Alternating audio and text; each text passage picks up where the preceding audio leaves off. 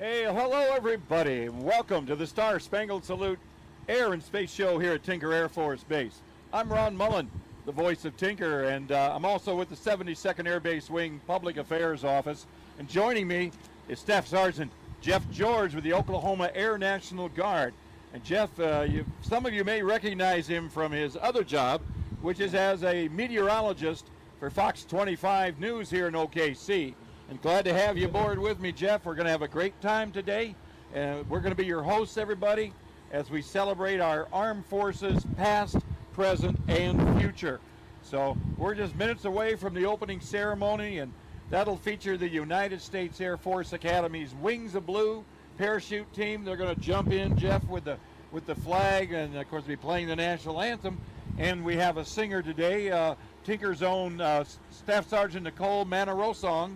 She's from the 72nd Force Support Squadron, so she'll be doing the national anthem. Following that will be Colonel Kenyon Bell, the commander of the 72nd Air Base Wing, to make opening remarks to the crowd. So, Jeff, we have an exciting group of acts that are going to be performing here today. A lot of statics. Can you tell our viewers just what we can expect? Yeah, it's going to be so spectacular today, Ron, you know, and it's like we have a list, we have an order of acts and everything like that, but it seems like it almost doesn't even matter, you know, what's coming up next. Who cares? Just go ahead and get something in the sky and let us watch. So the air acts and the static display aircraft, and we have so much to look forward to. The history will be on display. Static and flying acts for your enjoyment, representing the World War II era, are the B-52 Mitchell medium bomber and the P-51 Mustang Pursuit aircraft on static display. These aircraft are especially important as we commemorate the 75th anniversary of the June 6, 1944 D-Day invasion of Normandy, France by the Allies in World War II. Both aircraft were instrumental in establishing air superiority, and also on display are the T-6 Texan trainer aircraft, many of which transitioned through Tinker Air Force Base right here to receive maintenance and modifications during the war years. More importantly, we have one of only two B-29 Super Fortresses still flying today, only one of two. Doc is based in Wichita, Kansas, and was recently returned to flying status. And representing our present force are the featured performers, the Navy Blue Angels. Their demonstration team is here. They've been here for a few days. And in addition, we're going to see the F-16 Viper demo team with a new pilot, Major Garrett Schmitz. His call sign is Toro. He's going to be in the seat. And today only, we'll have the B-2 Stealth Bomber. The B-2 Stealth Bomber is here only today. The 509th Bomb Wing at Whiteman Air Force Base, Missouri. They're going to do a flyby.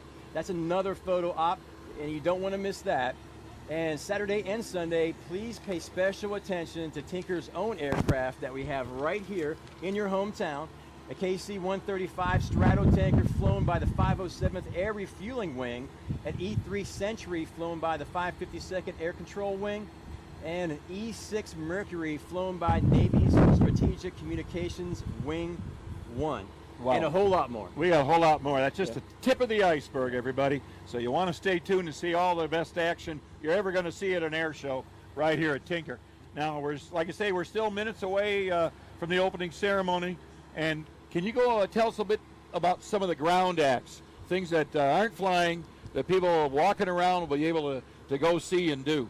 Yeah, Ron. I mean, we got a lot of that, too. We're also going to be interviewing. We're bringing guests to the table here. We're going to be talking to a lot of guests that we have for the air show to give you some information, though. So if you're watching right now, you're about to come out. We have a lot of good stuff here for you, too. World-class aerobatics will be performed by Oklahoma native Adam Baker and his playful air shows, the Extra 300.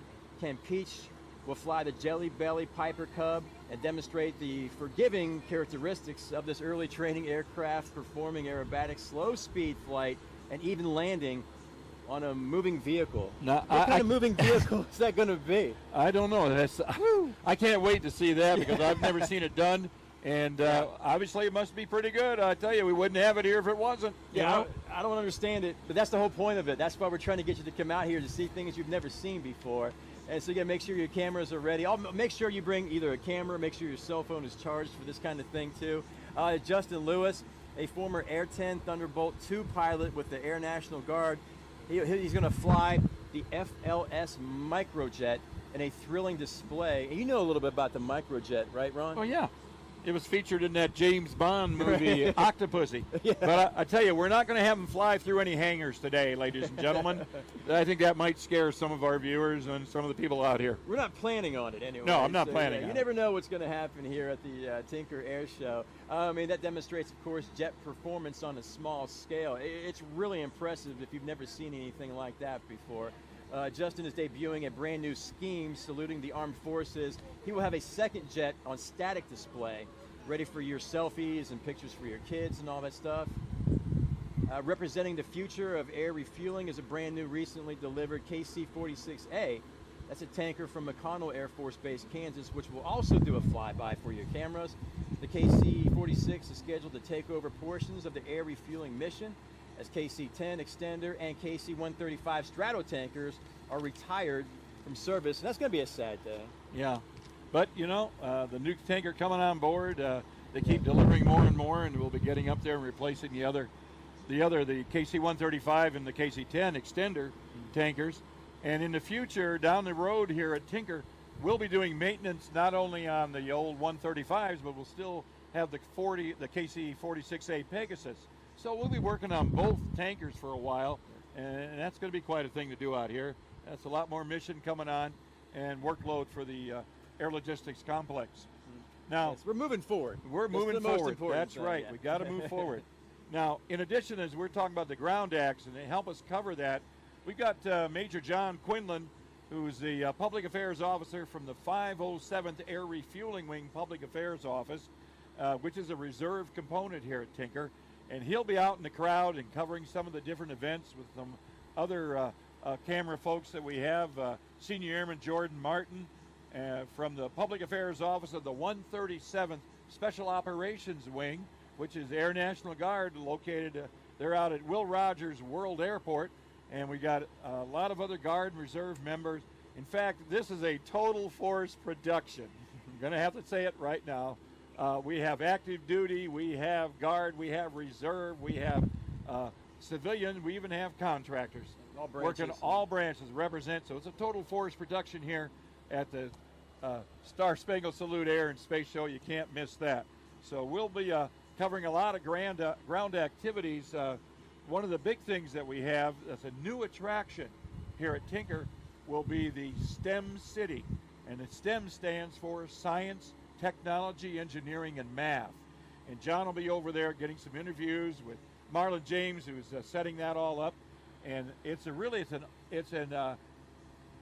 great show because what they've got for kids of all ages, not just little kids, but big kids, to come over and try out.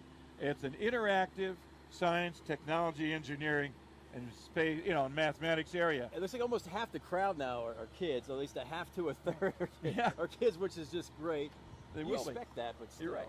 Now, inside STEM City, there'll be hands-on exhibits from industry and education to encourage students and educate parents on STEM opportunities.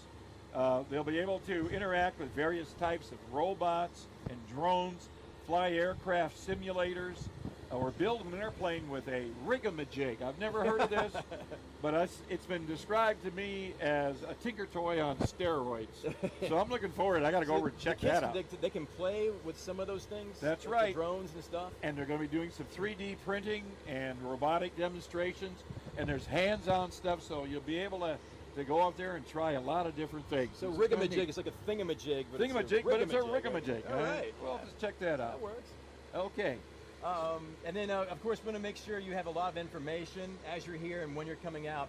So, and we want to make sure, of course, you all have a great time, whether you're watching us or you come out, and to help make sure you have an exciting day is Jillian from the 72nd Air Base Wing Public Affairs Office here to help. She's got some helpful tips to make your Star Spangled Salute and Airspace Show a happy and memorable experience. Jillian. Hello. Thanks for coming in. How excited are you? Thanks for having me. I'm very excited. This is a huge event that a lot of planning goes into. There's a lot behind the scenes work that goes on, a lot of people, a lot of moving parts. So for everything to kind of come to fruition, it's always a lot of fun.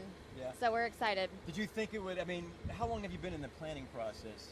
Well, the last air show we had was May in 2017, and we started planning right after that show ended, and just the same way, as soon as this show ends, we're going to be planning for 2021. So it's a constant cycle, but keeps us busy, and we love it. Do you know what would be like the different things, like what's different between that air show and this one? People who have attended before, what can they expect differently?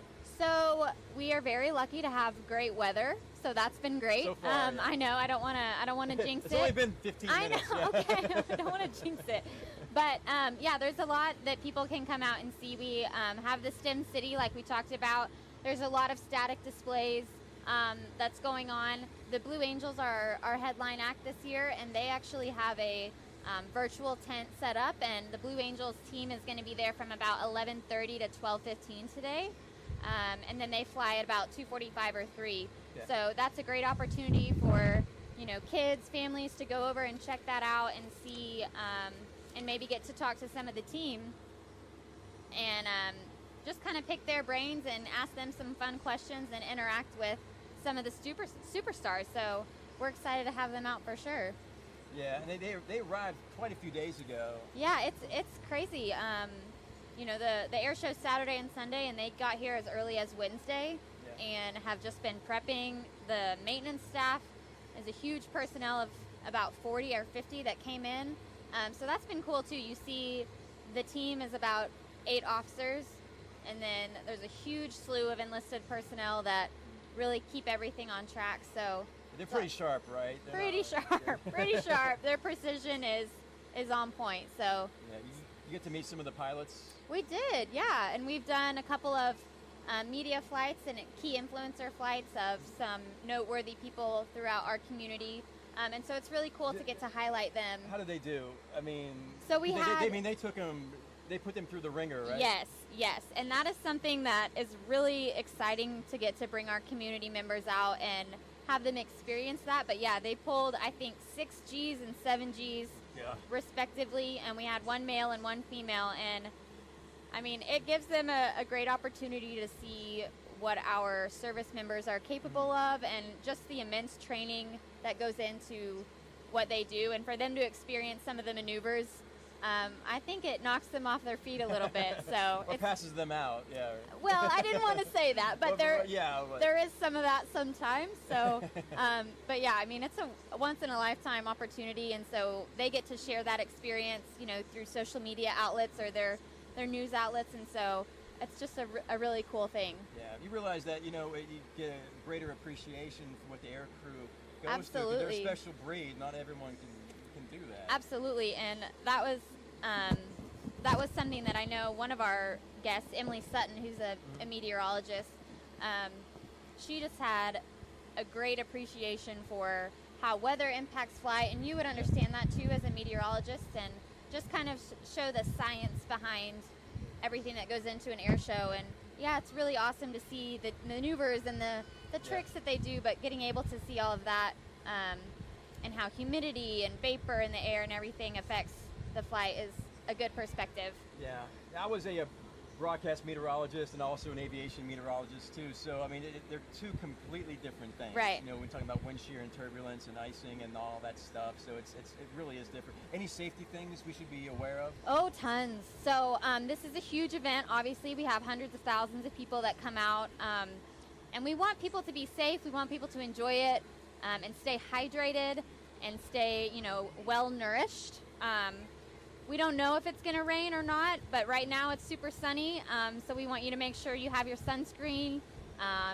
You can bring personal weather umbrellas, but we ask that you don't bring large shade umbrellas. That will be turned around at the gate. Strollers are acceptable. Small bags are acceptable, but things like that, you just need to keep in mind everything's subject to search. And if you go to our website, which is tinker.af.mil, we have a huge list of do's and don'ts and frequently asked questions, and we also have all of that available on our social media outlets, so check that out for sure, and you'll be well prepared. Thanks, Jillian. Will you stay with us just for a few more minutes, because we got to move forward here Absolutely. just a little bit. Thanks so much for the Thanks for information. having me. Enjoy the show, guys. They should be getting ready for the Wings of Blue. Are coming up pretty soon. I think they're getting up and about ready to jump out, and we'll be going to the national anthem and our singer pretty soon. But Let's see, I think we have one more thing we'd like to get. Okay. What do you want?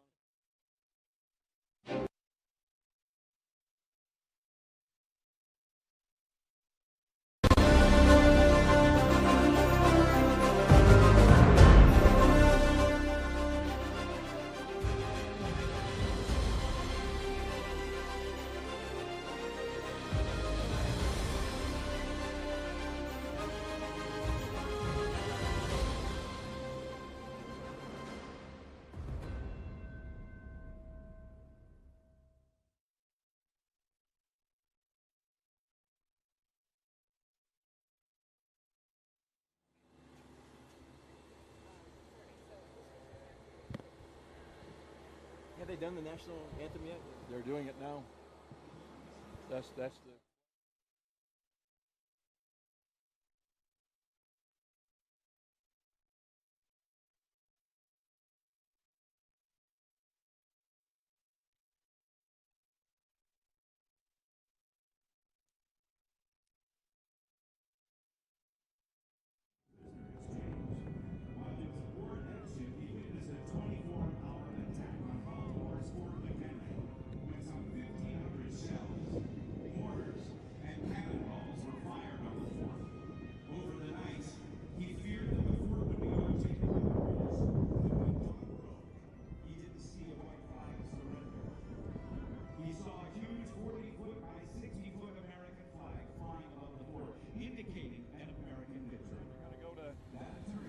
That's hot. Set it in the shade.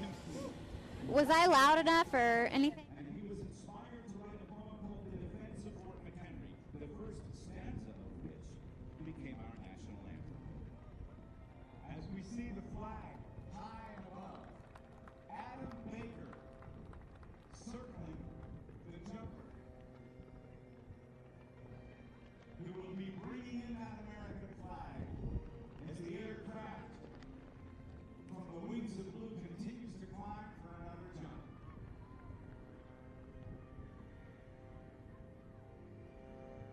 Nate, as we welcome in this multi-flag jumper, these are very, very unique parachutes in that they're accurate. You can put it down on a dime and give you 10 cents change, and give you 9 cents change if you want, can't you? That is correct, Mr. Ryder. This is a traditional air show opening. They have an inherent forward airspeed of about 22 miles per hour. Watch as the jumper coming in pulls down on both steering lines to put on the brakes for a tiptoe landing. Again, hey, who was that? Sir, that is Cadet First Class Sarah Hill. Still some 3,500 feet above the ground. As the jumper points into the wind, the ground speed will be much slower. But he or she, or he, I should say, will turn them downwind and go a lot faster. Adam Baker continues to circle. You have to be sitting in your car trying to get onto the base. You're probably interacting with some of our great security forces people with the 72nd Security Forces Squadron, and along with volunteers from across Tinker. They'll get you here as quickly as possible. Just be patient and we'll get you in here. Now then, I'm sorry, losing my voice here today already. It's okay, Ron. We only got 5 more hours. We got 5 more hours. Yeah. We'll do fine. We'll do fine. Okay. We'll get up with that. As we say, the Wings of Blue are coming down, and we should be having the national anthem momentarily, and then we'll have their opening remarks with Colonel Bell, and we'll officially kick off the flying portion of today's air show, which is great. And we'll be going back to that in a little bit. As I can see, some of the jumpers are recovering right now, and they're getting them picked up, and we're good. Yeah, one of the things we never got to with Jillian was the social media aspect of today. It's a huge presence, right? A huge presence.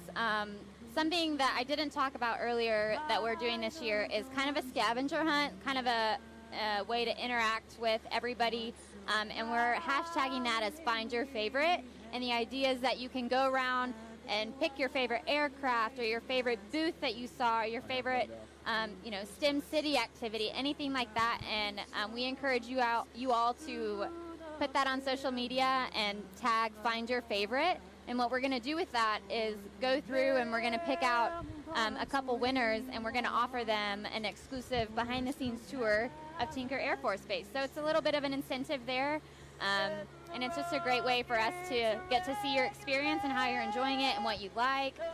So we really encourage people to do that, and then just to share their experience in general using hashtag Tinker Air Show, because it's all about our community and our partnership. And it's our opportunity for everybody to come out, and it's a great time for us to see what the crowd is loving. So, yeah. So I mean, that's a really great experience to come to the base to see all the behind the scenes things. Absolutely. It's almost a ridiculous amount of things that are just happening here on a daily basis. So many people don't know about it and how big Tinker is in the community.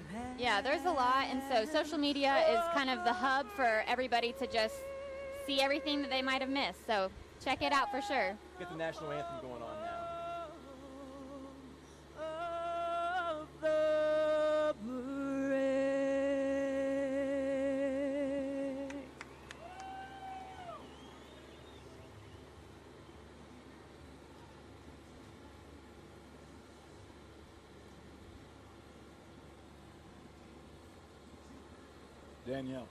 Danielle, are they gonna try to do anything with that re-enlistment? Do we just want to not even mention it?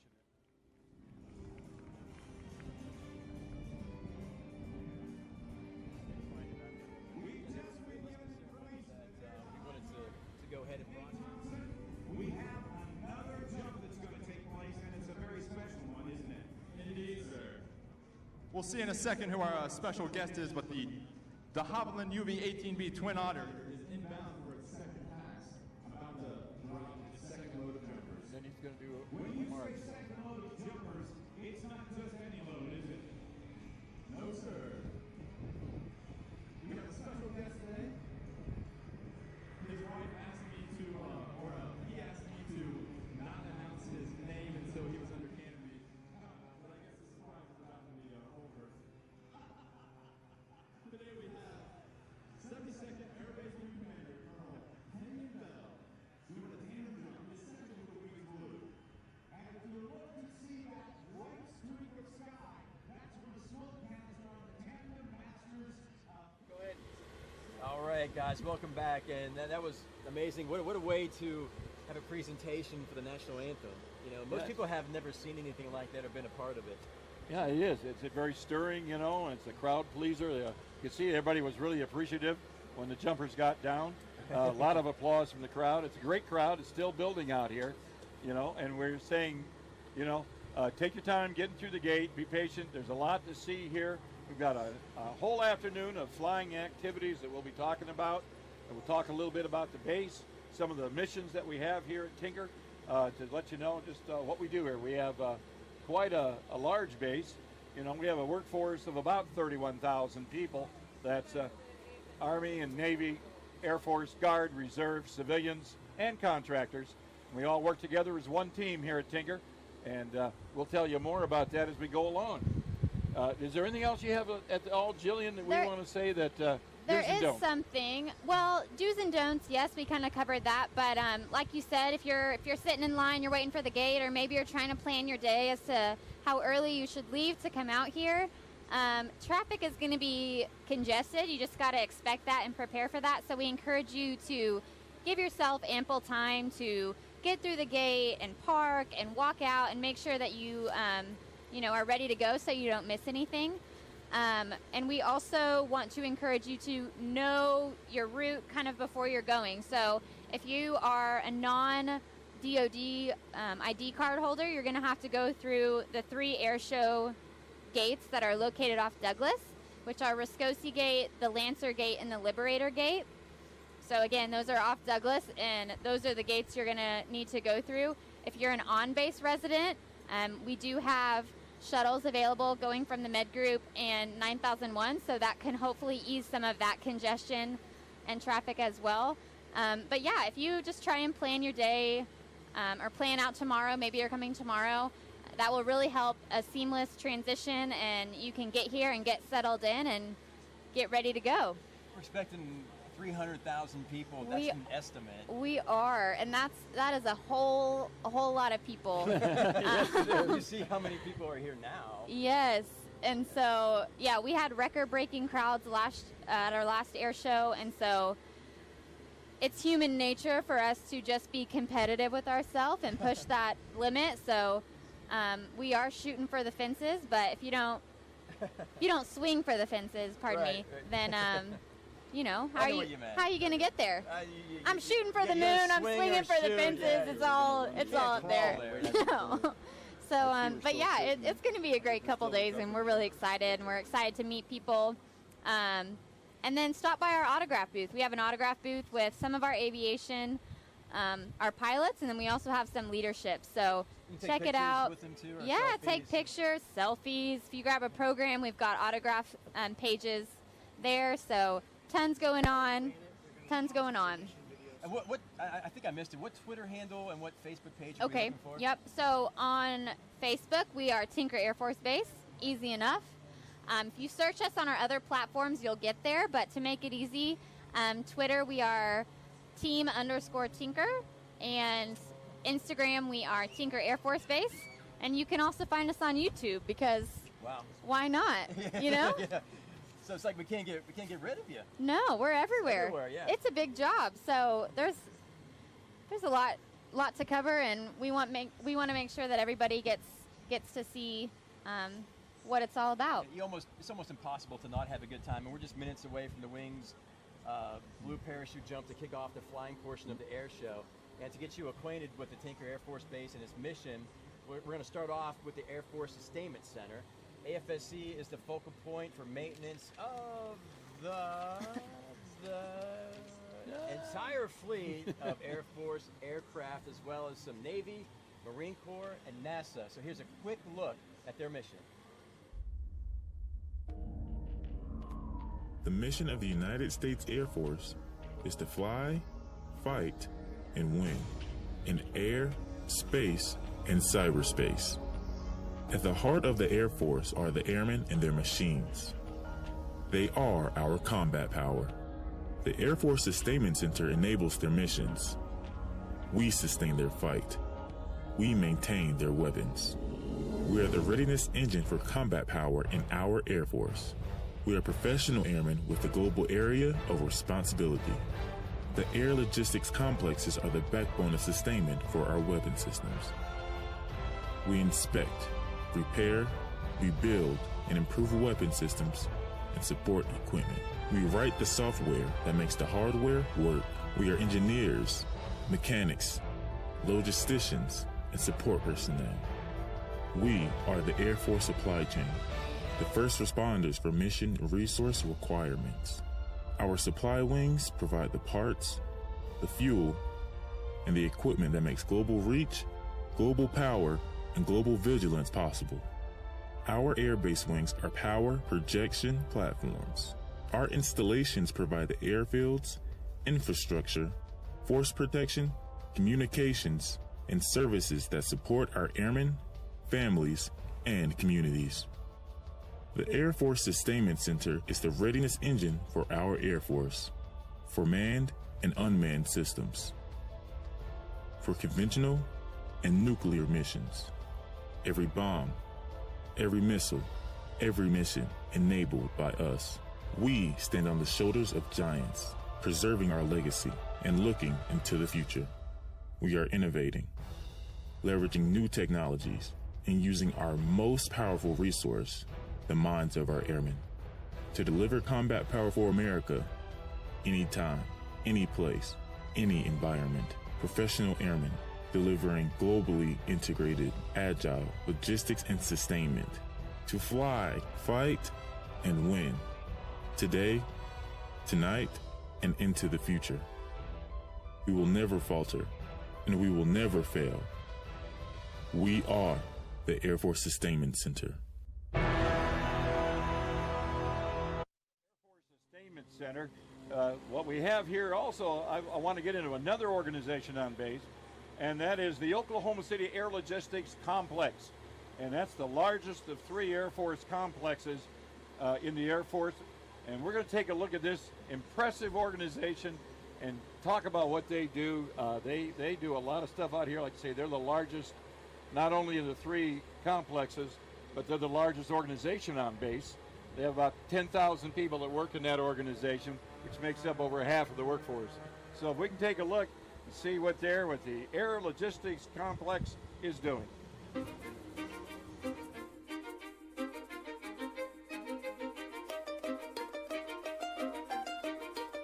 The Oklahoma City Air Logistics Complex is located at Tinker Air Force Base, which is also headquarters for the Air Force Sustainment Center.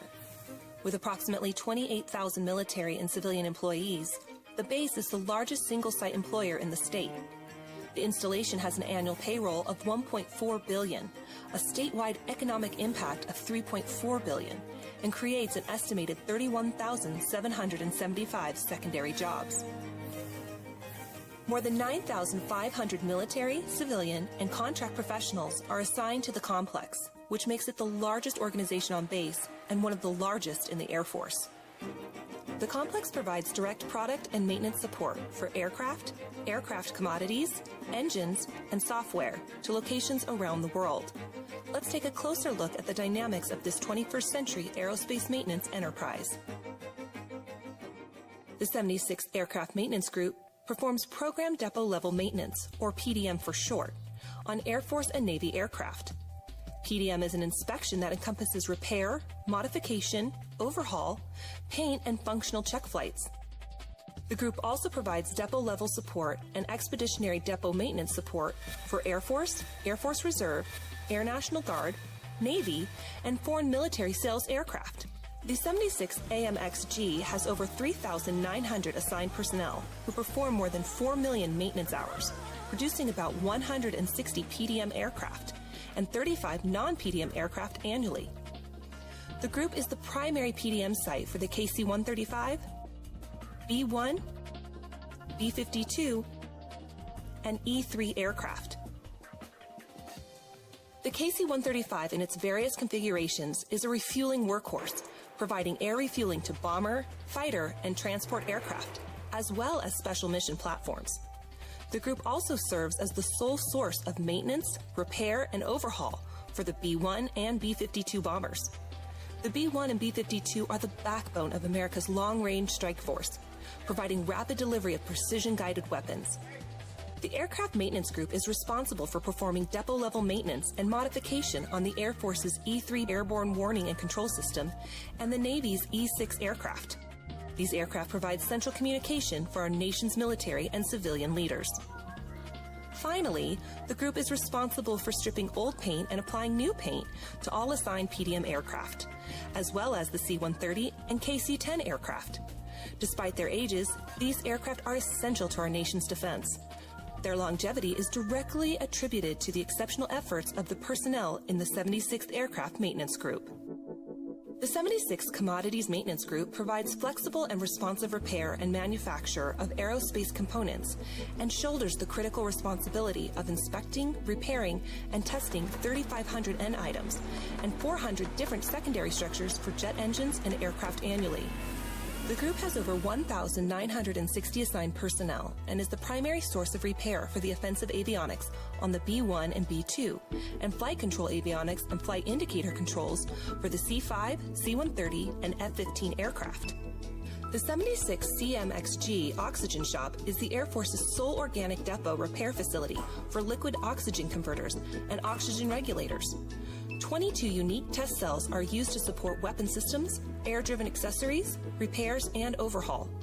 The group also accomplishes a wide array of composite and sheet metal repairs and organic manufacture of structural items to support those repairs, many of which can no longer be procured. The 76th CMXG Reverse Engineering and Critical Tooling REACT team solves real-world part supportability issues by using state-of-the-art reverse engineering tools and manufacturing technologies. The group is also the Air Force's sole source of test, repair, and overhaul for fuel accessories. Other areas of responsibility include the inspection and repair of constant speed drives, life support equipment, parachutes, and fuel cell bladders. The 76 Commodities Maintenance Group continues to evolve through investment in its people and equipment to provide critical support to legacy as well as future workload requirements. The 76 Propulsion Maintenance Group is the Air Force's single-source depot-level engine overhaul facility. It repairs, modifies, tests, and reclaims whole engines and engine components. It also provides intermediate-level maintenance for the TF-33 and the F-101 engines. The group provides a state-of-the-art repair center with advanced technology coating processes that restore and improve jet engine components. This skilled workforce of more than 1,800 employees sustains a war-ready supply of over 22,000 engines for the Air Force and Navy. Recent additions to the repair workloads include the high-performance engines for the F-22, the Joint Strike Fighter, and the extremely efficient F-117 engine, which powers the Air Force's primary cargo aircraft, the C-17. The 76 Propulsion Maintenance Group is the foremost engine repair, modification, and test organization in the Department of Defense. PMXG continues to posture itself for future workloads by acquiring new technology and test capabilities for fifth-generation engine requirements. This will ensure PMXG's capability increases to keep up with the warfighter's needs. The 76 Software Maintenance Group has 920 assigned engineers and support personnel. Its primary mission is to provide best value engineering solutions enabling global air power. The group performs this mission for the B-1, B-2, B-52, and E-3 aircraft, as well as for cruise missiles. The group has extensive expertise in these organic development of complete, turnkey automatic test system solutions for repair of avionic end items and jet engines at depot, field, and operational environments. The Pacer Comet 4 program is an excellent example. It's an organic state-of-the-art engine test system that can test multiple engine types and variants, reducing maintenance costs and increasing safety, reliability, expandability, and efficiency. The Universal Remote Control and Status System will provide centralized and universal means of remote control and monitoring for the purpose of aiding maintenance and troubleshooting of navigational aids and deployable air traffic control and landing systems over the DoD Information Network. These and other organic systems and software engineering programs managed by the Software Maintenance Group significantly enhance the Air Force's ability to meet its peace and wartime missions. The 76 Maintenance Support Group is essential to the ALC complex operations. Without MXSG, the complex does not produce or deliver its products for the warfighter. MXSG is composed of approximately 600 personnel with diverse skill sets ranging from mechanics to PhD chemists, with each skill being uniquely vital. MXSG oversees and maintains operation of the complex's 67 industrial facilities and over 10,000 pieces of industrial equipment essential to complex operations. The group's other support areas touch all aspects of the complex, including engineering, laboratory analysis, calibration, and tools and material vending solutions. In this fast-paced, ever-changing maintenance, repair, and overhaul environment, the Oklahoma City Air Logistics Complex is emerging as a well-trained, competent, and resilient workforce, which values cost-effectiveness, infrastructure upgrades, and the use of green technologies. This balanced approach to meeting the needs of the warfighter constitutes nothing less than a DoD national resource. The depot activation of the KC-46A tanker, the Space Fence, the F-135 Joint Strike Fighter engine, as well as the Global Hawk, Reaper, and Predator engine workloads at Tinker solidifies the complex's 21st century mission.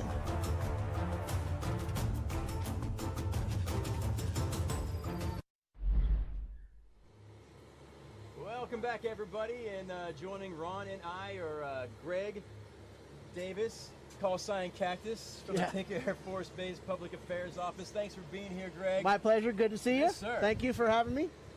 Yeah, So what we, if you were watching live, you just saw Kent Peach and his Piper do his aerobatic performance, and he just landed and is thrilling the crowds right now, getting out and talking to people and shaking hands and doing all the good stuff. He's flying the Jelly Belly Piper Cub.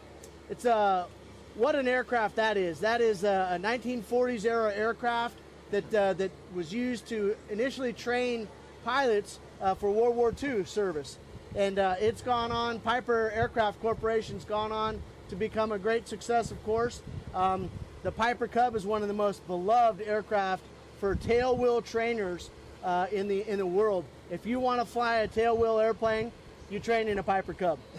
Now, how many of those do you think are left that are still around? There's thousands of them. Really? Yeah, there's a lot of people that have kept those airplanes in operation. They're very easy to maintain and fly. They're very forgiving in some respects. That's why they were a trainer. So you want to put somebody in a very good airplane that's stable. Especially in a student pilot's hands. You never know what a student pilot's going to do. So having them in a plane like that, but there's thousands of them around flying. I will tell you, a Piper Cub is not going to get you anywhere fast. No, it doesn't look like it. It looks like you can almost drive a little faster. How fast does it actually go, you think? Oh, they go up to about 80 knots, probably max. Okay. It's been a while since I've been in one, but they are not known for speed. What are they being used for now?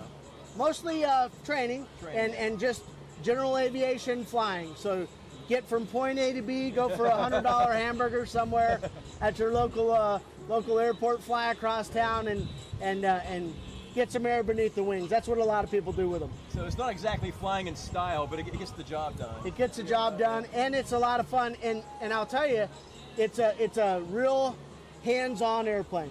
So if you're a pilot and you want to make sure your skills are up to speed, you want to get your hands on a stick and keep it and keep fresh flying an airplane like that, because it'll tell you. What would be the next step up? If you flew that, if you learned and trained on that, what would be the next step up? Well, that's a great point that you bring that in. So a lot of pilots trained on the Piper Cub early on, and then they would progress to something like the World War II T6 Texan, the North American T6 Texan. There's still a lot of those.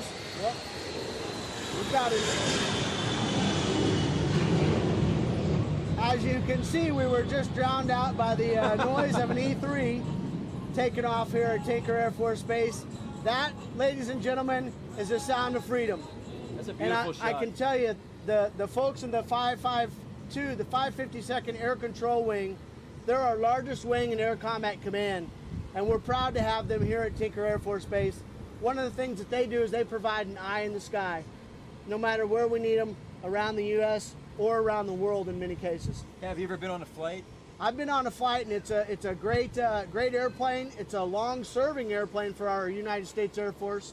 Since the late 70s, about 1978, the first ones were delivered.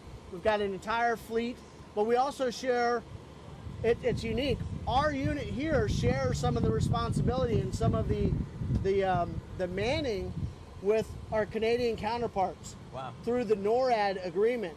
So Okay. we've got Canadians based here that are just part of our team. They're Okies from Canada. There you go. Really, so they come here and they just kind of get themselves settled into the community. They do. And they gotta love it here. I mean, They because do. the climate from Canada to Oklahoma is incredible. I mean, the difference is amazing. Absolutely. In fact, what we do every year is they have a hockey game between it's the Can-Am hockey, and we have members of the 552nd Americans. They get a team, and then the Canadians have their team, and they raise money for charity, and they do a lot of a good work with that. But it's a pretty intense competition, and in fact we just held it, and the Americans won this year. Hey. The Canadians had like a 2-year. They were up 2-0. And going for a three-peat. I thought you were going to say they were up too late drinking the night Yeah. before. And here we got a 135, KC-135 tanker taking off. It's part of our flybys of the aircraft that are stationed here at Tinker. We'll also have a Navy E-6 Mercury taking to the skies. Yeah, the Mercury just took off a minute ago. If you Okay. saw him, he was a big white airplane with a dome on the top. He had a little bump on the top, actually. This is our 135, like you were just talking about, and they're going to go out and set up to give us some action here in a few minutes. I believe they're going to come do some flybys. I would tell everybody that's watching, or if you're out in the crowd line, make sure you've got your cameras, because when these guys come by, they're going to put on a little show for us. You'll get nice and you'll get some good pictures of a KC-135 with the boom down. Oh, yeah. That's our air refueling boom, so that's how they cool. refuel. Yeah. But they usually don't put those down when they're flying low, but I think today they're probably going to give us a little show. and show how they do some of that. I was on an air refueling mission one time. I was stationed at MacDill Air Force Base. Oh, and they yeah. allowed you to go on the flight over the Gulf of Mexico, and you were able to peek over the the edge and look down and see the refueling of the F-16s. It's amazing. It's the coolest thing ever. So this is going to be something. I know it's a different perspective and everything. Absolutely. But how fast do you think this will come flying through here? They will probably come through here at 200 knots, something like that. Maybe a little bit slower. They'll slow as much as they can to make it safe and keep the airplane stable. They want a stable platform coming right down the aircraft or the runway center line, and they're going to hold it at whatever their prescribed altitude is for the day. It's probably going to be 500 feet, but that's still pretty close for an airliner coming down in front of a giant crowd of people. Yeah. Well, how far will the extender come down? The KC-135, the boom, it drops down about 40 feet. Okay. So it comes down at an angle, and then they can extend it, but they're not going to have it all the way extended, I don't think. It'll just be it'll be down so you can get the perspective and understand that there would be a fighter or a bomber down there beneath the aircraft at altitude refueling. And I want to point out that our tanker fleet is so important to our global reach for America and our allies. We're able to take these tankers and refuel fighters, bombers, other aircraft, other large aircraft, cargoes like C-17s, and send them around the world without having to stop for gas everywhere. Looks like right now we've got an E3 coming in. Ron, you want to talk about your familiarization with the E3? Well, with the E3, as we mentioned, as you said before, Greg, the E3 has the mission of providing command and control for combatant commanders around the world. Oh yeah, here we go. Screaming memes. But they also do some of the other missions that they have. They also support presidential flights. Whenever the president flies anywhere, there's an E3 there providing command and control of aircraft in the airspace around Air Force One, so they get safely to where he needs to go. And also, they also do humanitarian missions, especially during the recent hurricanes that we had. As you can imagine, communications get disrupted when any natural disasters happen. Yeah. The AWACS is able to go in and provide communications to first responders, state, local, federal responders and agencies, that they can help them talk to each other and be able to get the help Can you hear me? directed to areas that need it when they How about can't. now? Because sometimes, with different agencies, they can't talk to each other always because of the radios. More But with aircraft? AWACS, they can smooth that out because they have a number of radios on there that they can do that and provide communication between different agencies. And they also assist in drug interdiction missions over the Gulf of Mexico, that they help the DEA when they go out and look for You can toss to me airplanes on coming this in, one. small aircraft, and even boats. And now I think we have the Navy here, Greg. All right, yeah, it looks like we've got the Navy E-6B Mercury. It's a 707 aircraft platform made by Boeing. It's a great airplane. We use that as it's called a TACAMO, take charge and move out. It's an aircraft that has the ability to loiter in the skies for hours at a time, air refuel, and the primary mission is to talk to our nuclear assets out in the field and underwater if necessary. Wow. It's got a giant antenna, two antennas actually, low voltage antennas, or low frequency antennas I should say, that drop out from behind the airplane and they can go over water and talk to the submerged submarines. It's amazing technology, but as you can see, it's coming by here. It's got the distinctive dome on the top of the fuselage. And he's just gave us a nice dirty pass, as they say. Has a gear down. Gear down. That allows them to slow down as much as possible and keep it slow so that you can get your best photos of them coming by. Now, as Greg mentioned, the two antennas, one antenna extends out a mile behind the airplane, and then they drop an antenna that goes down about 5 miles.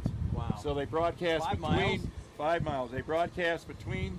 That's where they get the low frequency. They go between the two antennas so they can communicate around the world 135. with the That's a ballistic tanker. You've been missile on one. submarines and all that. So that's pretty neat. Talk about And the now the 135. 135, the KC-135 venerable tanker, coming by from the 507th Air Refueling Wing. Now, didn't you say, Jeff, you've been on one of these? You've been on one, right? Oh yeah. When I was at MacDill Air Force Base, I took the opportunity to take a refueling mission or to get on one over the Gulf of Mexico. So we refueled an F-16. It was amazing. I could do that every day. All day. Absolutely. Well, the great thing is some of these guys actually get paid to do that. Can you believe it? I can't believe they let me because you can get to the opening and peek over, Sure. and really see the boom go down, and you can see the whole thing in action. It's Right. It's one of those things you'll never forget. What's the can you tell us about the air crew? Yeah, the air crew for this tanker, this is a 507th Air Refueling Wing tanker. They're our hometown Okies. They're from the Air Force Reserve Command, and they're one of the largest Air Force Reserve units in the Air Force Reserve Command. They've got the KC-135 tankers here, and I can tell you, they not only support a lot of our refueling missions that take part across the U.S., they're always tasked, but they also end up deploying quite a bit because they're well known for their great job that they do for the total force. So they often get to go to terrible places like Alaska and Hawaii. Oh, those poor guys. Yeah, they get requested to go there and do big Yeah. exercises. But that's what happens when you build a great reputation for being on time and delivering the goods, if you will, which is thousands of pounds of gas to ready receivers across the world. Yeah. And it really the amount of gas that they take with them really affects their mission. Absolutely. Quite a bit too. Not just the gas to take to fuel the plane, the aircraft, the Right. fuel that they're taking with them to fuel the other aircraft. Yep. Yeah, they do a extensive weight and balance to make sure that they can go where they need to go and have enough fuel to return, but also give as much away as possible, especially in combat. When you've got a fighter or bomber coming up that's been loitering for hours and he's sucking fumes, they want to be able to give those that bit of gas to those thirsty fighters and bombers. How bad? And in reality, we talk about the airplanes, but it's not the airplanes. It's the people that are inside. The two guys in an F-15E that are working together as a crew over Afghanistan or Iraq to make sure that they put the availability of the airplane and their weapon systems for guys on the ground when they need them. So, and we'll go back to the E3. You just passed by. You can see them on your screen. That's one of the airplanes that controls a lot of this aerial orchestration, if you will. Yeah, I got the crew. The air crew is 13 to 19 specialists. Mission crew size varies according to mission.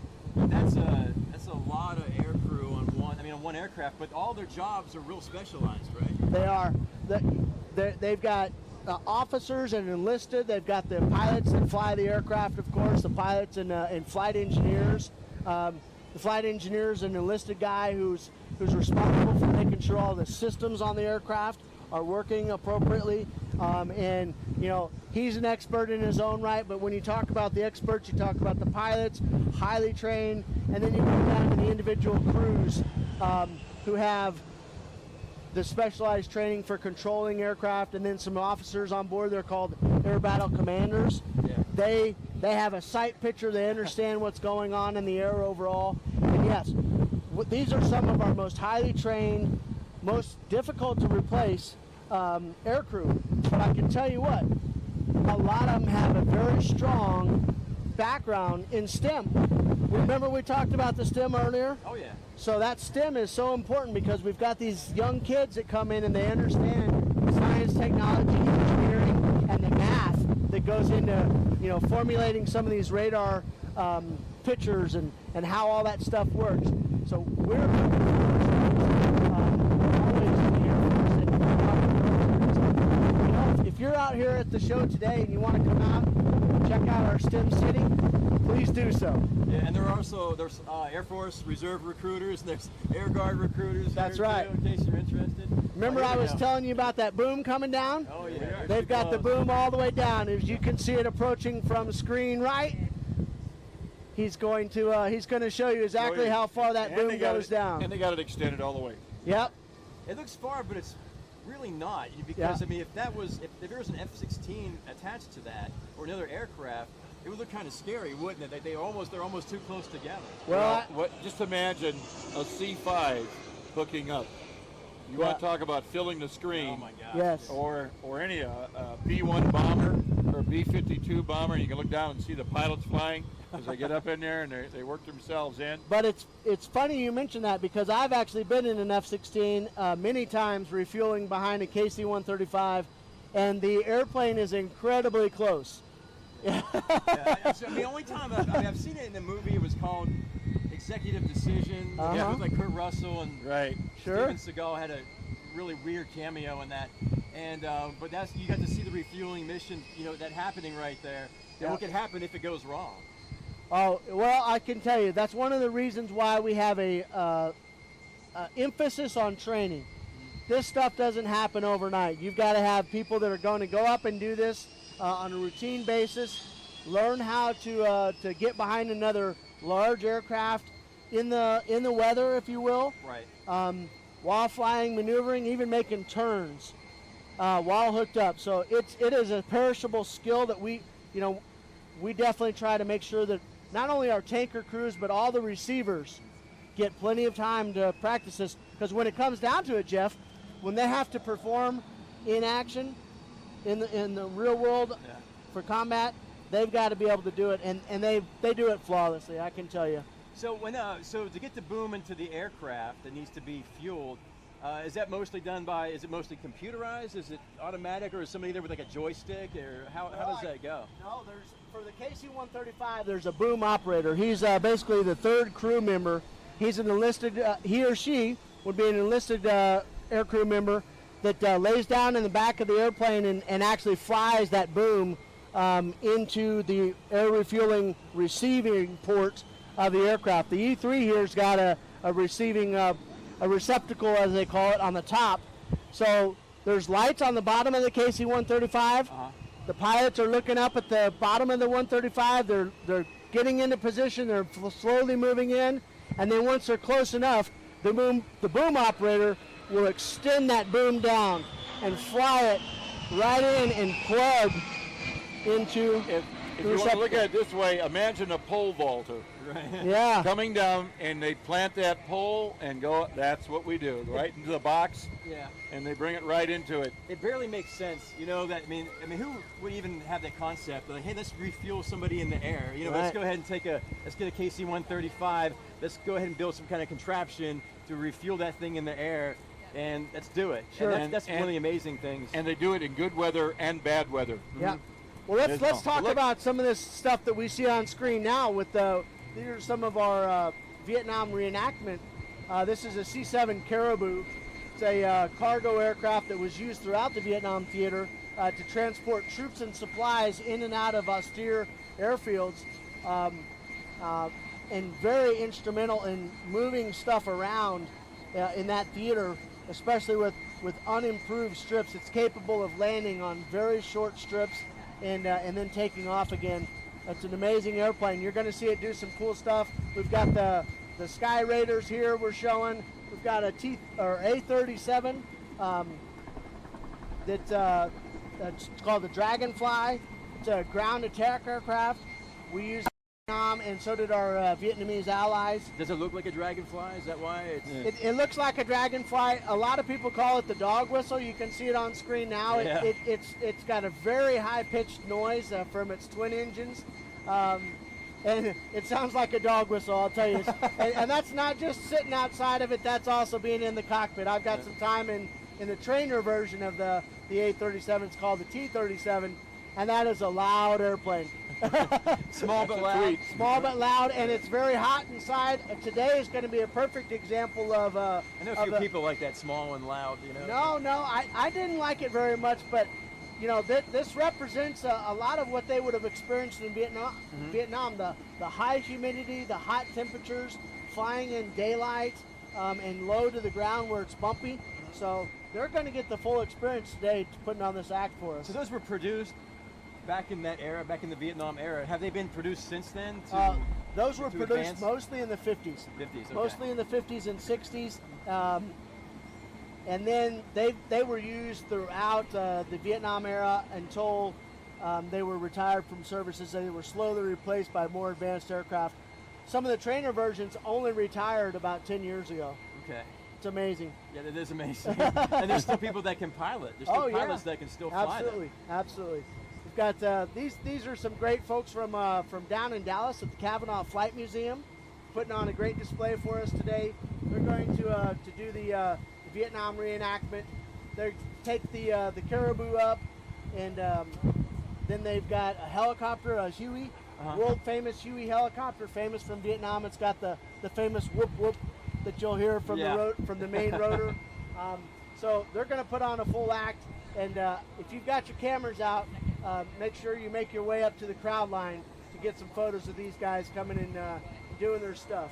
Well, I mean, Hueys are still a big part of today's Army and part of the mission. Well, too. most of them actually been retired from the military, but a lot of them were passed on to other government services. Some of them still act in a very important role for fire departments and like gas and oil sheriffs, and they do all kinds of ferrying flights for commercial industries and buildings. Of course, there's some of them that have been preserved and are well representative of the type of aircraft in the hands of these guys that put on the air shows. So be sure to go out and thank some of these guys. A lot of these guys are actually that flew these airplanes either in active service or in the Guard or Reserve, and they've continued their association through the Kavanaugh Flight Museum and other entities like that. Are they mostly doing it on a volunteer basis? I believe most of these guys are volunteers. I used to volunteer for an organization like this. It was strictly volunteer, but it was some of the best people you'd ever meet. I'll bet. And that is a what on screen right now? That is an O2 Skymaster. It's a Cessna O2 Skymaster, and it's a fairly high speed air. It's engine on the front. So it's pulling it, and it's got an engine in the back that's pushing it. So it's party in the front, business in the back. Exactly. Party in the front, business in the back. But it was used as a spotter aircraft during the Vietnam War. And as liaison is what they called it, liaison spotter. So they all act in concert together to make sure that that when they're in Vietnam and in real world scenarios, so a lot of these things still transition for today's operations. They work with these slow aircraft that loiter over the field, that can spot out targets and enemies, and then they can talk the other fast movers and fighters and bombers onto the targets. And then of course those guys also will interact with the helicopters if somebody goes down and we've got to send a helicopter in to rescue them. Those are the guys that you want to have loitering overhead and ready on scene to be able to come in and rescue you. You have a lot of patience. Yeah, you have a lot of patience to fly an aircraft. Got to have a lot of patience, and you have to have a lot of confidence. That's the other thing I was going to mention. I was thinking. So, with a lot of these aircraft, not only the training builds experience, but it also builds confidence. So, with all of our folks, our crews are very experienced and confident in their aircraft, in their systems, and in themselves. We've got some of the best people, some of the best aircraft. So, they go out and do the mission.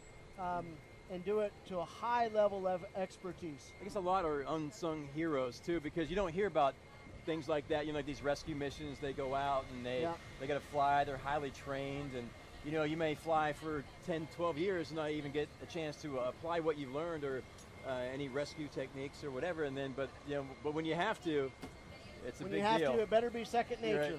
Right. Absolutely. But it also looks like really fun to fly too at the same time, because you're in complete control of that aircraft. Yeah, and a lot of these aircraft that we're talking about with this Vietnam reenactment, these are old school aircraft, if you will. They've got old instruments. They're not flying themselves like a lot of modern airplanes are. These are stick and rudder airplanes. You really get the feel of it. These guys will do some aerobatics. They'll do some roll over the tops and dive down and have some fun with the airplane. Stuff you don't do in everyday airplanes these days. Right. But yes, it is seat of the pants flying in many cases, and some of them will fly with a cockpit open. you can still fly that airplane with the cockpit open. That sounds awesome. Well, I mean, it's a great feeling. you take your helmet off and just let the Or- the wind blow in your hair. If you have hair, you can let the wind blow through your hair. It's a lot of fun, but yeah, it's a lot of cool times. So looks like we've got an E6B Mercury that's about to land here, bringing it home. Got a little bounce there, but we won't be grading landings today. I'll leave my grade instructor sheet on the side. Okay. But if you did. If I did, that'd be okay. They walked away. Okay. So looks like they're. How many crew members are on that? That aircraft has a large crew. They can carry about 24, 40, I think. Is it 40? Yeah. 24 to 40? Something like that. About 40 crew members, but they do that a lot of times because they're what they'll fly an augmented crew. Mm-hmm. So they'll have a regular crew that does the primary duties while the secondary crew is resting. Gotcha. And then if they're up for 12 hours after a certain point of time, they're all going to flip over and switch. Now, the Navy's mission used to be done by the Air Force. It was called Looking Glass back in the day. And we used to keep a aircraft, be a flying command post. There'd be a general officer on board, and they would have a plane 24 hours a day in the air. And that was their mission was if Washington was to be nuked, wiped out, they would take over the prosecution of any war. They'd be running it from there until they could, recover. So they wouldn't be. So there's always on that aircraft. On that aircraft, they would take care. That's why they had a general officer on board in the crew, and so the Navy has taken over that mission, and they're doing that now. So they'll fly up to Offutt, where Strategic Command Headquarters is located, up in Nebraska at Offutt Air Force Base, and they pick up a crew there too. They augment the crew there and get a general officer on board, and then they go fly their missions. And I know we're coming up on some exciting stuff. You mentioned earlier the Civil Air Patrol that you work with, Greg. We've got a package on them, and I think we're going to take a look at the Civil Air Patrol right now.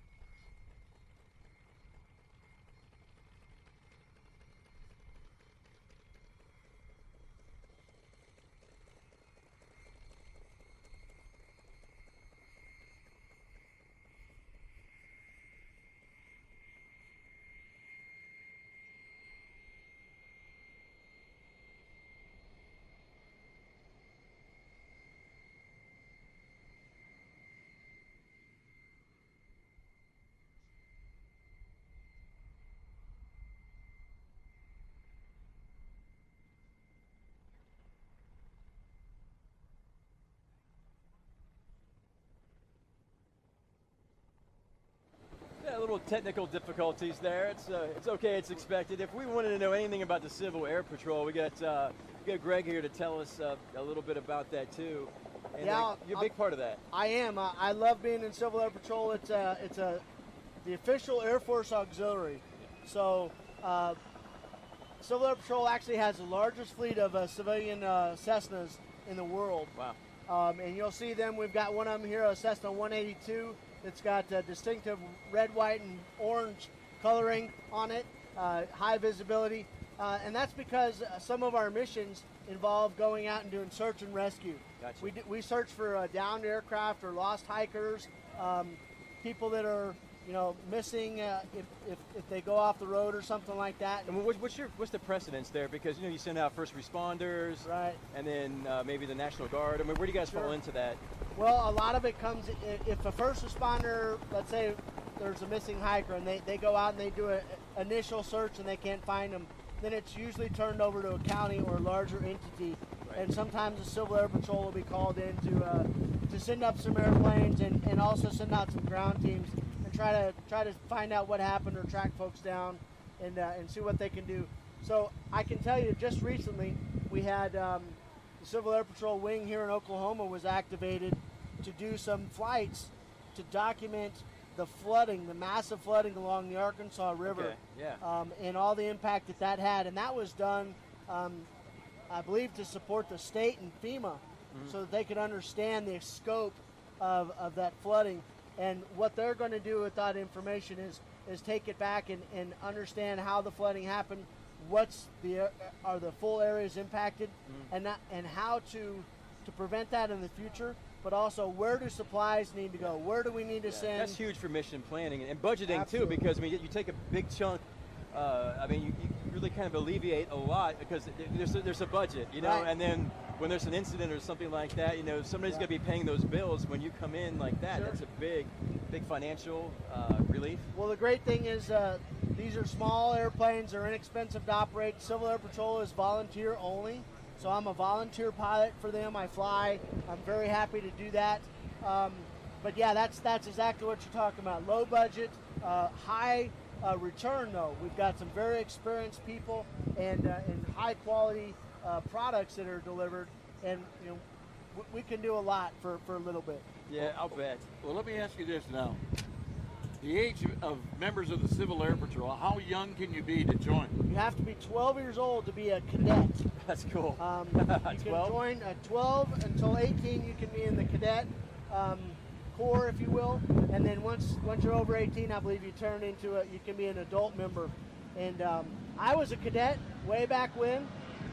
Loved it. Learned a lot of stuff about the military at the time. You learn how to march and do all kinds of fun stuff, if you will. Was that back when Wilbur and Orville were making flight? Oh no, They had just finished their first flight. finished yes, flight when you yes. got in there. Okay. I was still young though. So, but lot of fun doing that stuff. So I was a cadet, and that actually turned me somewhat toward joining the Air Force later on. I had a lot of affection for what I saw and the great people I interacted with, some of the planes I got to see, and some of the cool things I got to do. So later on in life, it was somewhere in the back of my mind that, hey, the Air Force is a great organization. So that's for sure. But let's go ahead. No. I was going to ask you real quick before we move on here. So it's a nice segue into a really solid career.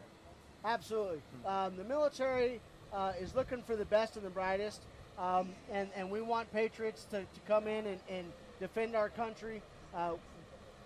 It's a solid career. It's highly respectable. We want, we're filled with patriots. Yeah. That's for sure. I love it. As you yourself in current uniform, I'm previously in uniform, so is Ron. I can tell you, we all receive top-notch training. We get experiences that you never get anywhere else in the world at a very young age in many cases. Well, it's a great way to serve before you can serve, or for a reason why you can't serve, whatever that reason may be. And I mean, I love that, Greg. I know, because I was asking you about that a long time ago, earlier today, because you see the Civil Air Patrol at events like this, or at like the Memorial Marathon. You don't really, most people, I don't think, really understand the mission. But thanks for clearing that up. But what are we seeing now? So right now we're looking at the C-7 Caribou. He's got his ramp down. He's turning for an approach pass. He's probably going to do a dive down to the runway. I can tell you, with this airplane, you almost have to force it onto the ground. You can see him when he comes in for his landing. He will be nose down like you wouldn't believe. It's a very unusual attitude to see an airplane coming in like that. But so even with a strong headwind, you're still still hard. The airplane wants to fly. He may be doing an overpass. I'm not exactly sure, but they may be setting up for that. But when he does decide to come and do his landing, they really push the nose over and bring it down. But that also brings me back to their heritage in Vietnam, because when you're talking about the hills and mountains on the far west part of the country, Okay, I thought maybe we were. to get into some of those airfields, you were flying over mountaintops and then pushing over, coming down the side of the mountain to get down onto that airfield. And also trying to avoid enemy fire. Absolutely. Coming in, because hot zones a lot of time when they were coming in. Absolutely. And really try to figure out where you are, because I mean I'm only speaking from the movies that I've seen, that the terrain and the geography looks almost the same for an expansive area. Oh yeah. very, very cool. Looks like we've got the caribou overhead. Oh, they've got some streamers coming out, so maybe they're sending out some jumpers today. That's probably a little test of what the winds are going to do for folks that are falling out of an airplane. So awesome. So we've got the caribou going by. We've got the other aircraft set up, the A1 Sky Raiders, and the Navy version, I believe it's called an A2D. So that's How many do we have in the there. sky right now? I think just those two. There's the A30. There's a C7 Caribou right there. We've got the 2 Sky Raiders. We've got the A37 Dragonfly, and then we've got the Huey that I heard go out just a few minutes ago. UH-1N, Wop, is wop, it? wop. Is that a UH-1N? UH-1, it'll probably be an H model. Okay. Yeah, there he you is go. right there. UH-1H Huey helicopter. It's got his olive drab paint scheme from from that time. We're looking out at the hangars toward the Navy side and see Control Wing 1. That's their area in the background with the big blue and tan hangars. That's where the E6Bs are that we were talking about earlier. So it looks like they're going to sit down there and act as an on-scene rescue live for interview? this this whole enactment that's going to happen. Yeah, I- Probably some guys coming out of the back, and then we'll have the A37 come in and beat up the pattern and act like he's trying to ward off some enemy. I would love to see some guys jump from that aircraft. Well, Man, that would let's be watch cool. it close. You never know. I tell you guys, I'm told that we have some special guests right now. We've got the Viper team here. Viper and demo team. Demo, and we should bring them on set, talk to them a little bit, find out about what they're going to do. So let's bring them on in, and we'll take care of that. Here we go. Oh, All right. speak of the devil, That's one of their F-16s. That's a Block 50 F-16 from Shaw Air Force Base in the 20th Fighter Wing. The Viper demo team is part of Air Combat Command. They're a premier F-16 team. It's the same jet that's flown by the U.S. Air Force Thunderbirds. This is in tactical paint scheme and fully capable of going to combat in a heartbeat. So great thing is I used to be assigned to the 20th Fighter Wing way back when and have a lot of time in F-16. So it's a great jet. I can tell you, supersonic or down in the weeds trying to get down and drop some bombs. It's a lot of fun. Yeah, I was assigned to MacDill, and when it was a training wing, it was the 56 training wing, Sure. and they went ahead and converted it to the 56 fighter wing. But I worked with and I briefed a lot of pilots, a lot of lieutenants, and who have taken their first flight before. Sure. I still get to talk to them, during the brief, and then after they've taken their first flight, and they say, the experience is just incredible, but their answer was always the same. Like this, I knew this is what I wanted to do since I was a kid. And this just proved it. And I want to keep doing it more. I want to keep serving and keep on flying forever. Yeah, absolutely. And that was so awesome to hear that kind of thing. Absolutely. And joining us now, sir, we got Major Schmitz. Yeah, how's it going? Good. How you Toro. doing, sir? Good. Thanks for having me on. Yeah. Tell us what you're going to be doing with the air show. Yeah, so we're the F-16 Viper demonstration team. So we go around the nation, 20 shows a year usually, and we just demonstrate what's called the combat capabilities of the F-16. So today we're going on at 2:30 in the afternoon. It's going to be a low show. It's going to be a high show. It's going to be fast. It's going to be loud. So we just kind of we show the public the capabilities of the F-16. Yeah, well, you got to be you, right? Yep. Oh yeah, it's going to be me. Yeah. And how many are with your crew? So we usually take 10 people on the road. So I'll be the pilot flying today, and then we have a safety observer. There's another qualified pilot, and then we have usually 8 maintainers who just take care of the jet and do a lot of other tasks around the show. So you do 20 air shows a year? 20 air shows a year is what we're contracted to do, and then we do a bunch of events. So we'll do a bunch of flybys. We did the Indy 500 last weekend. Wow. We're doing the CMA Fest next week. But So if at I'm least not one or two a mistaken, month. Wow, it's- If I'm not mistaken, this is your first actual show since taking the seat, right? This is my second show. Second show. Yeah. Well, we tried to be first. Yeah. We so were hoping. We did Latrobe, Pennsylvania last weekend, which is a great show. Okay. So Great. this is our second show. This is a gigantic show, though. Like, Absolutely. you guys Well, put on a good show here, too. We're a lot bigger than Latrobe, that's for sure. Yeah. It's a little bigger than a lot Latrobe. bigger, yeah. What's your favorite part about doing what you do? So the whole reason I got into being a fighter pilot is because of the Viper demo team. So I saw them perform when I was 10 in my hometown. And I remember seeing the pilot do the max performance climb and kind of just disappear and spiral into oblivion. And that made me want to do what I'm doing now. When you were a kid? When I was a kid, I was 10, I was like, I want to be a fighter pilot. No, I want to fly F-16s. So you went to an air show like this? Yep. And so to get the opportunity to come back kind of full circle and do this. Oh, that's awesome. So I think just interacting with the public, talking to young folks out there, kind of inspiring them to hopefully serve, be a pilot, kind of do what they want to do. That's Yeah. You're living the dream. Yeah, living the dream. So how do you feel when you see the kids with the smiles on their faces and you realize that they're getting it? That's the best part of the job, hands down. You trying to inspire somebody like you inspired, or someone inspired you when you were a kid to say, I want to be Toro, I want to be Major Garrett. Yeah, exactly. So the more interactions, the more chances we get to interact with the public. Absolutely. So how long is your demo today going to be? So my demonstration will be 12 minutes. Okay. And then I'm going to rejoin with a A1, a Skyraider, and a P51, and we'll do about 10 minutes of heritage flight. So that's for your heritage flight. Tell us about the heritage flight demo and what it harkens back to and why we do that now. Yeah, so the heritage flight, it started, I believe, in '97 on the 50-year anniversary.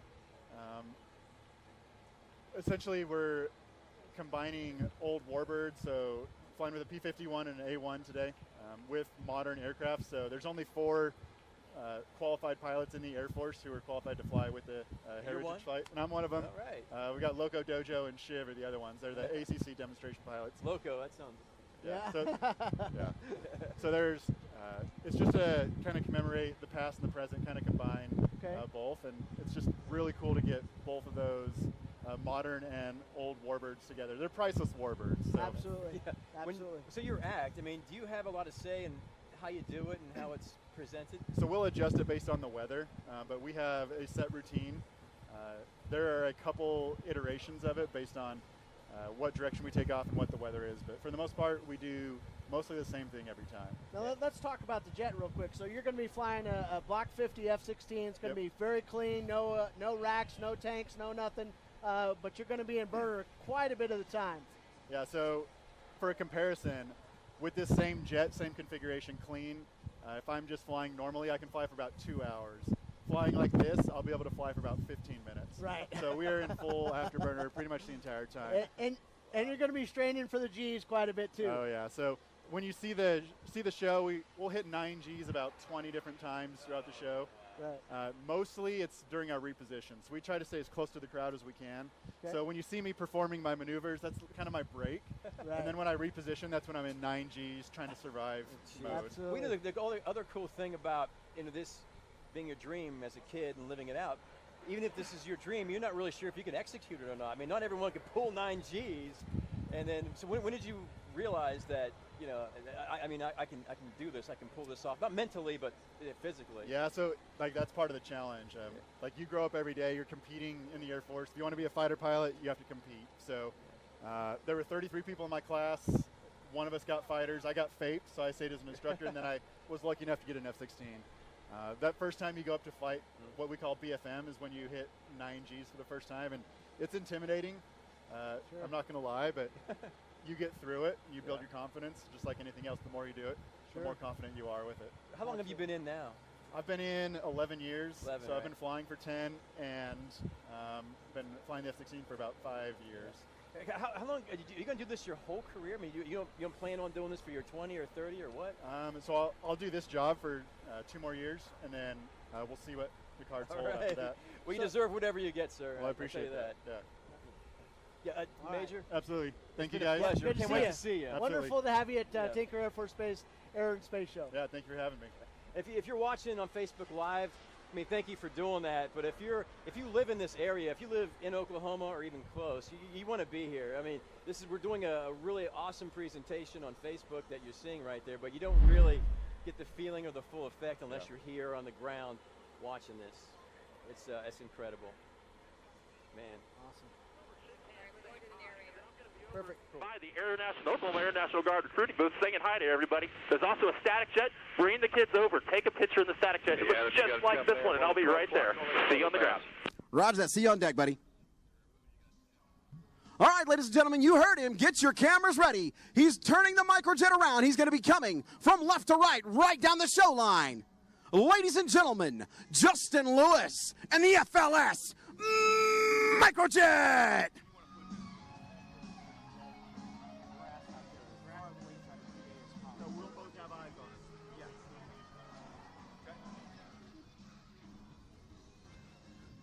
But don't worry, he's not done yet. He's got something special in mind for us here momentarily. I want you to keep your eyes low to the ground and right here at Show Center. You're going to see the world's smallest jet do something you're not going to see anything else out here do.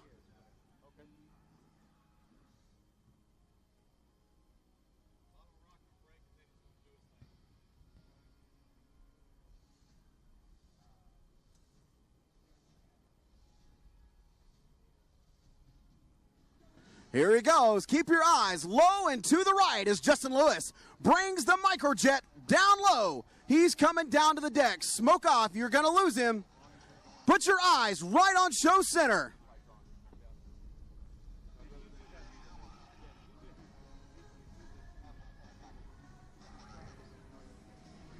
Ladies and gentlemen, the FLS microjet and the bottle rocket break.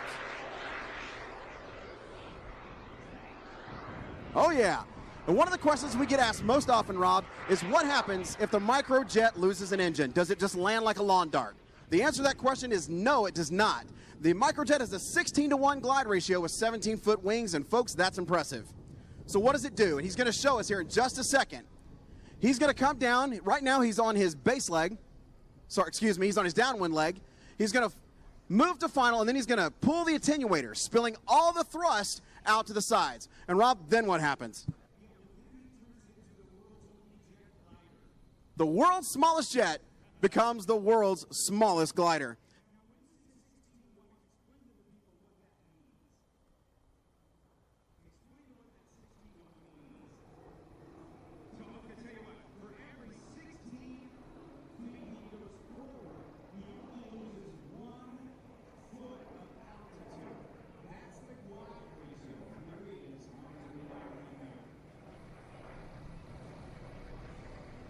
All right, right now he's pulled the attenuator, all the thrust coming out to the sides, and he's touching the microjet down. Now he's going to do a special presentation for us right here at Show Center.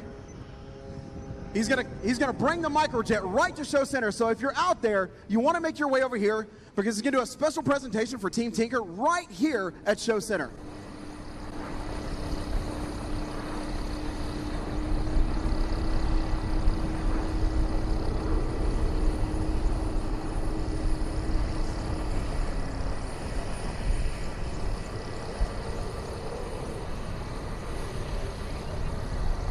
All right, he's bringing the microjet slowly to a crawl. You see we have an assistant out there. She's gonna hand him a microphone, and well, let's just watch and see what happens.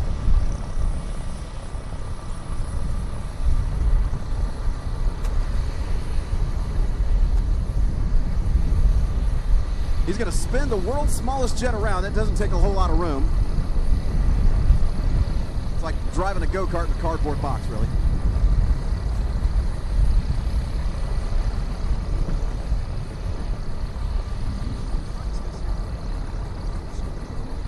He did. We're local here to Oklahoma City. We're based out of Sundance Airport, so we can actually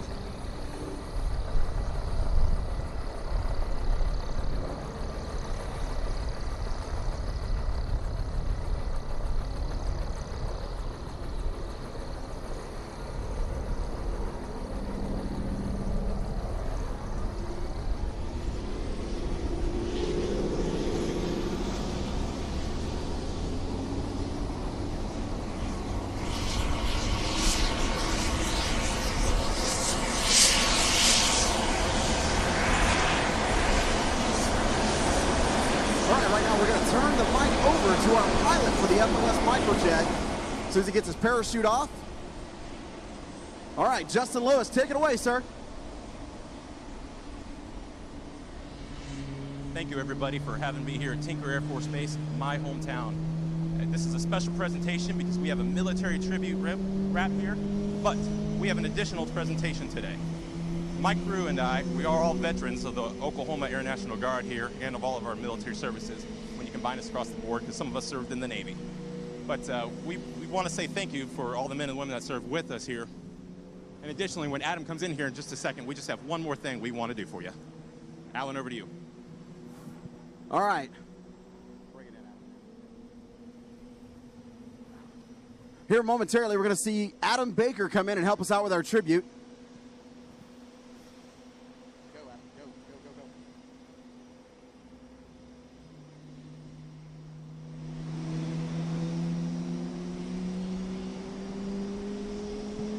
You see the Playful Extra 330 circling overhead. Here momentarily, he's going to break down into the aerobatic box.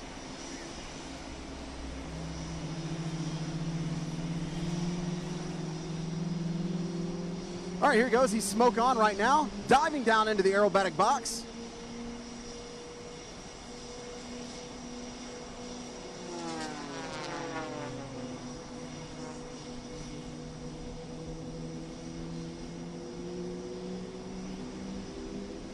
Now he's smoke on. Here he comes up over the top. Watch him as he comes back to show center. This is precision airmanship.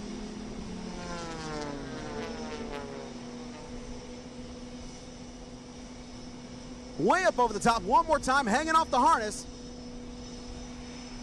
Wait, what's going on down there with a microjet now? All right, ladies and gentlemen, this was a special surprise for the fiance of our pilot, Justin Lewis, in the FLS microjet. He is currently proposing with a little bit of help from Adam Baker, also a native of Oklahoma City. I believe she said yes.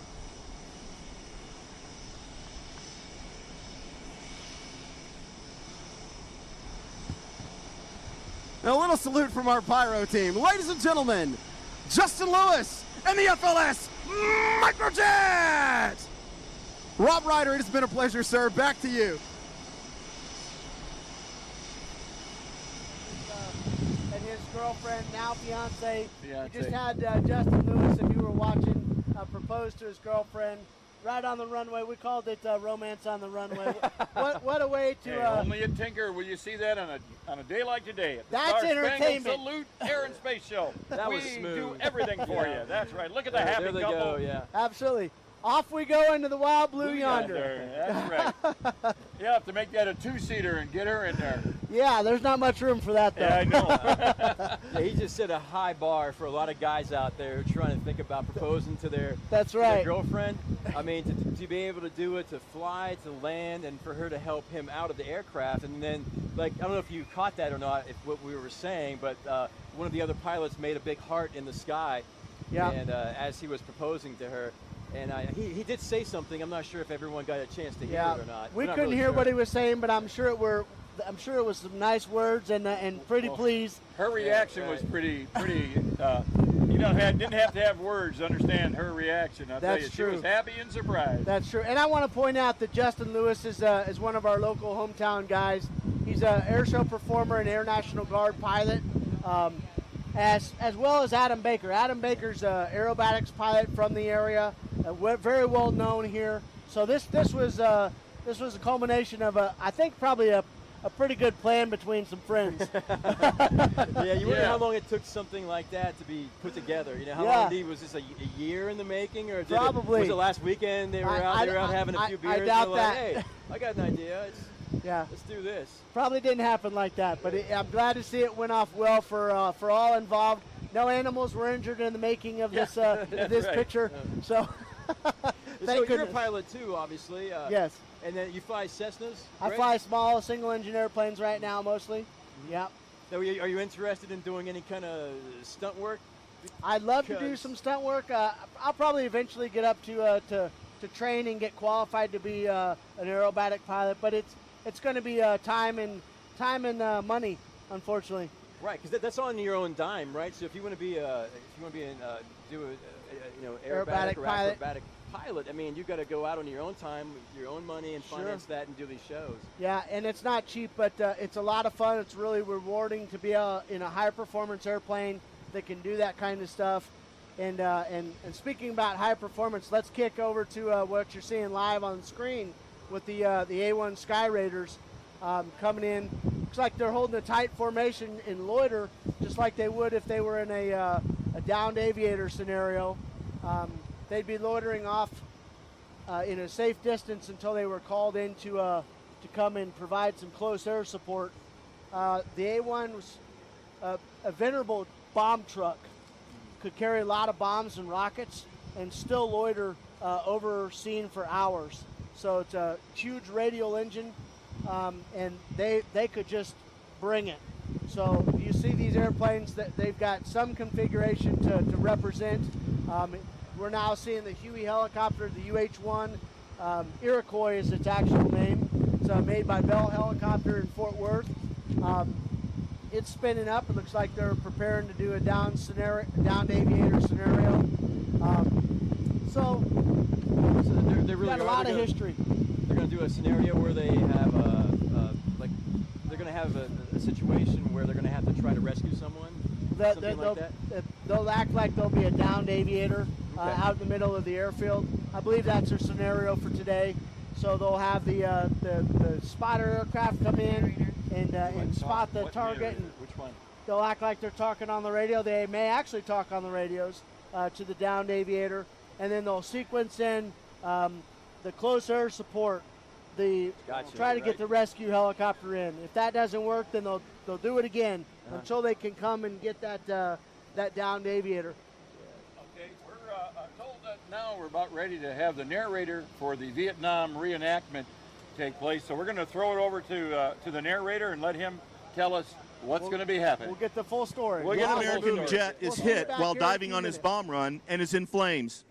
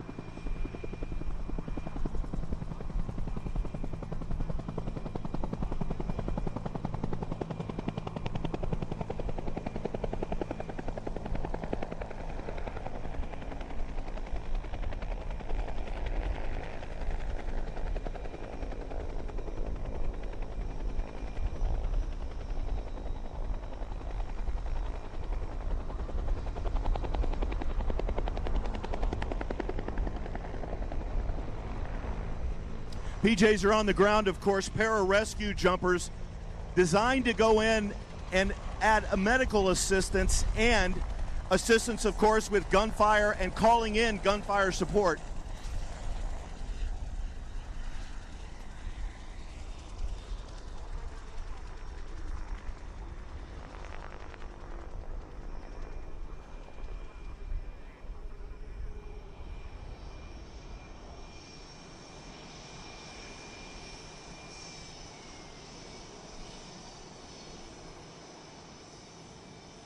Ladies and gentlemen, from the right, as the Sky Raiders come in, this primary form of close air support used in Vietnam was revered by our troops on the ground.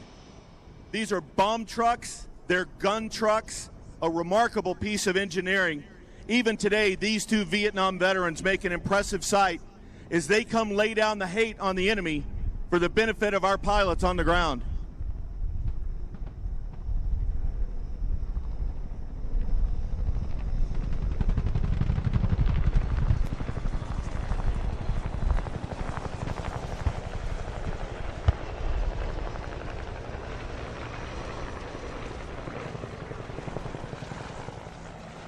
That big iron makes a beautiful sound, and for pilots who were down on the ground, remember, they had ejected. They were nervous, hurting, sometimes shot, sometimes injured. And to hear those big props and see that gunfire gave them hope.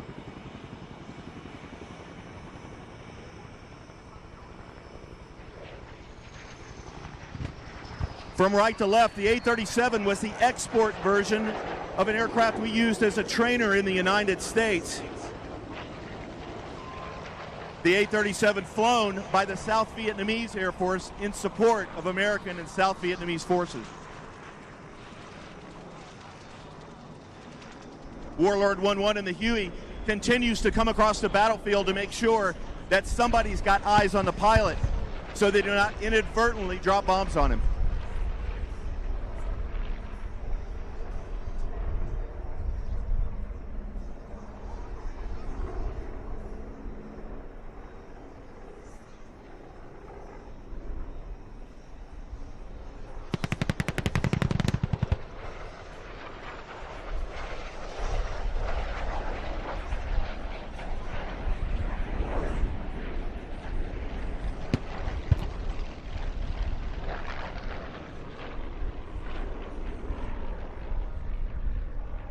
Ladies and gentlemen, you'll notice the close coordination that must take place between all of the aircraft in the area as you have multiple aircraft at any one moment right over the pilot.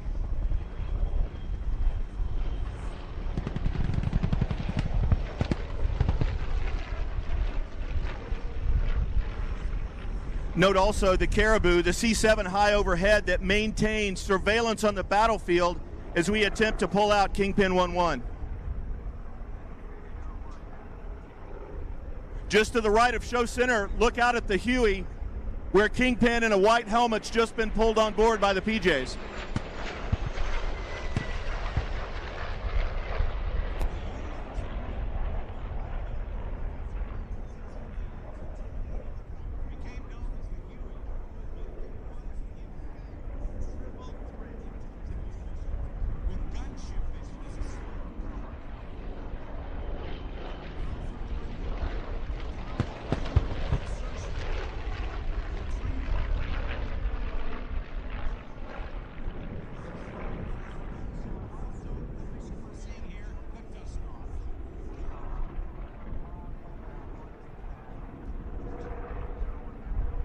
Ladies and gentlemen, you'll notice coming up, one of the most iconic images from the Vietnam War, the use of napalm was highly effective in getting enemy heads down.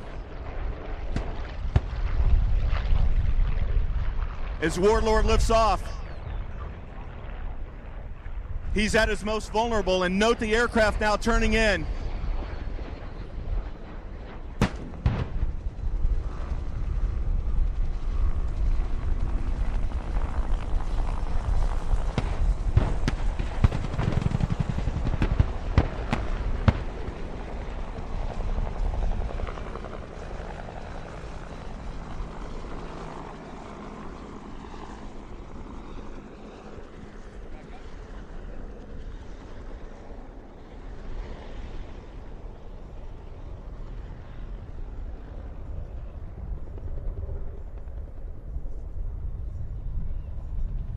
ladies and gentlemen. Please give a warm round of applause and a handshake or a hug if you can to the men and women around you standing here today who served faithfully in the Vietnam War. To all of our Vietnam veterans in the audience, we salute you. As the Vietnam CSAR aircraft taxi back in front of you, make sure that you wave and give a big smile to the men and women who support our Vietnam veterans. We also want to thank our Airborne Heritage Platoon for their great work jumping out of the Caribou in Vietnam-era equipment. Those round parachutes aren't easy to use. So our thanks to Cale and Doug for that. Final show passes for you, the mighty Huey.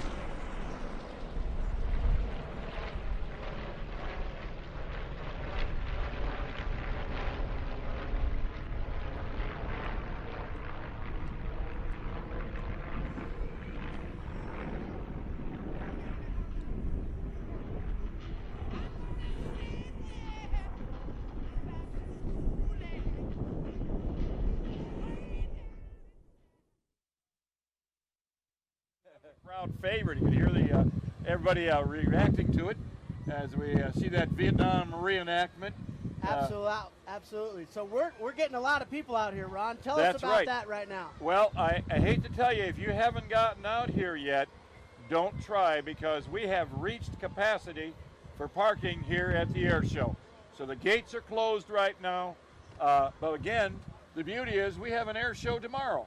So if you didn't make it today, come early tomorrow for the air show, and you'll be sure to get inside the gate and